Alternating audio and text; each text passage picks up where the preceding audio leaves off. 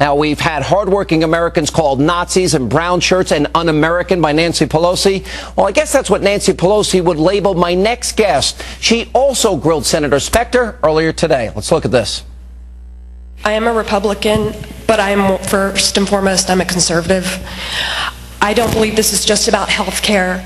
It's not about TARP. It's not about left and right. This is about the systematic dismantling of this country. I'm only 35 years old. I have never been interested in politics. You have awakened the sleeping giant. We are tired of this. This is why everybody in this room is so ticked off.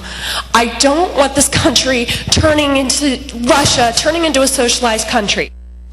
And joining me now to discuss all of this is the young woman who asked that question, Katy Abram, and her husband, Sam, who also questioned the senator. Guys, welcome to the program. Thank you both for being here.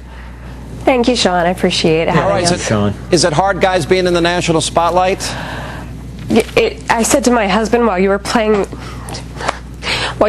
soundbite, I'm sorry. While you're playing the soundbite of me talking, it's weird hearing yourself like on a home video, but let alone to turn the TV on and see yourself. Today has been a roller coaster. I'm proud of what I said because it's from my heart. But when you start getting phone calls on your cell phone from people that are calling you a racist, it ticks me off. I don't deserve that. I'm just speaking my mind. I went there to talk to Arlen Specter and tell him what I thought. I don't need people calling me and voicing their opinions. They're cowards. They hang up the phone on me. That's happened a lot today, Katy? Honestly, that has happened one time, and I'm concerned that it may happen some more. I don't know how they got my cell phone number. I have no idea.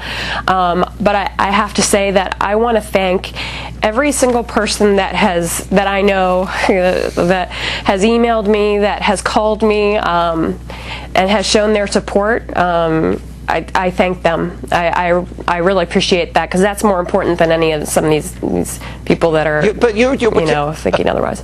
Tell me why you're upset, though. Is it the call? Is it that because you said some things in here that really I found fascinating to me.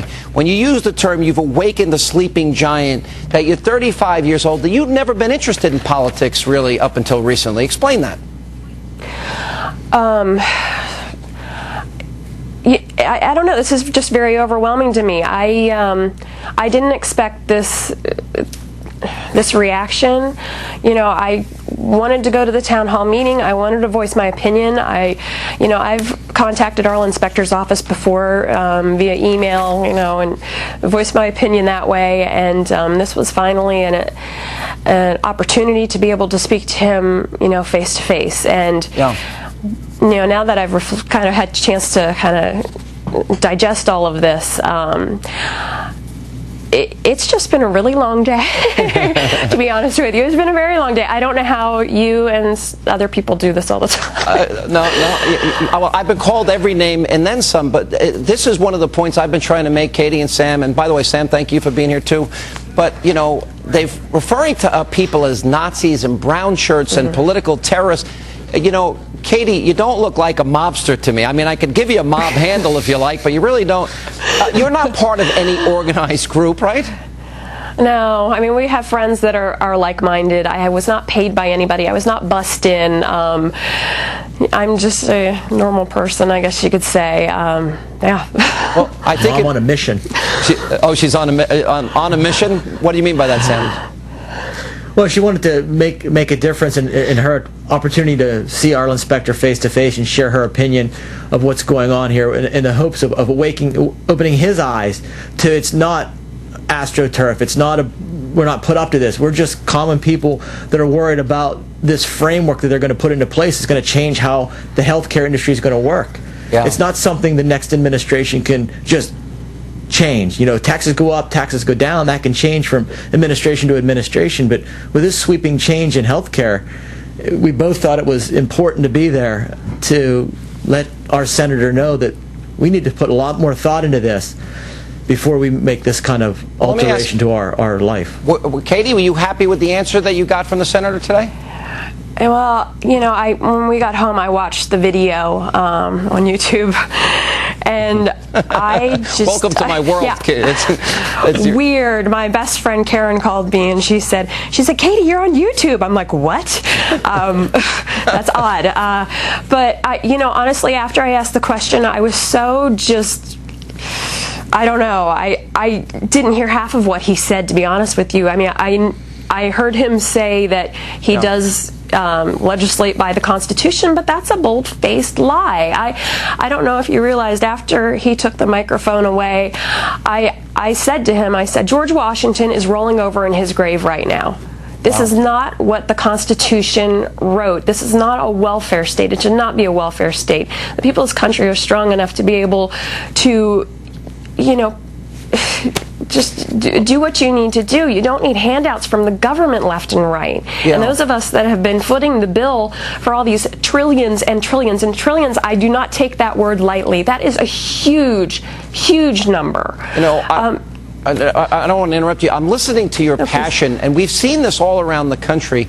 And I spoke to you earlier today, and you told me, and I don't know if you're going to be upset that I say this publicly, but you were a Democrat. You voted for Bill Clinton, and then now you're saying you don't want this country turned into Russia or a socialized country.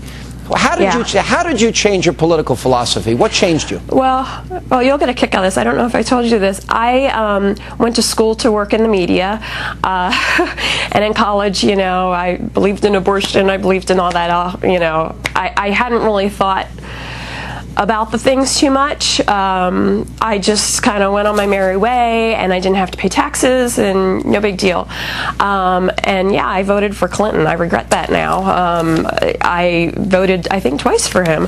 And then I got a job in the media, and I was a photojournalist at the local level, and I loved that job. But I'll tell you what, when I got my first paycheck, I was dumbfounded. I mean, in the media, you don't make much money in the beginning, especially, and to me, it seemed like they took a really huge chunk out of my paycheck.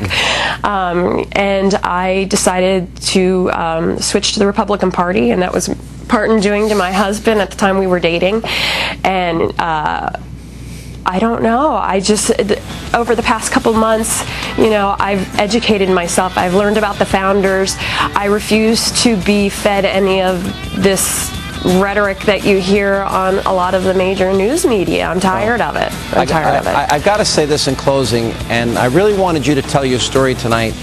For a couple of mobsters, you're really great Americans, and I think you inspired a lot of people today. And I really appreciate you telling your story and sharing it with us, and having the courage to do what you did today. I think you inspired more people than you can imagine. So, guys, thank you both for being here, and I hope you'll come back. We will. Thank you, Sean. Thank you. Thank you.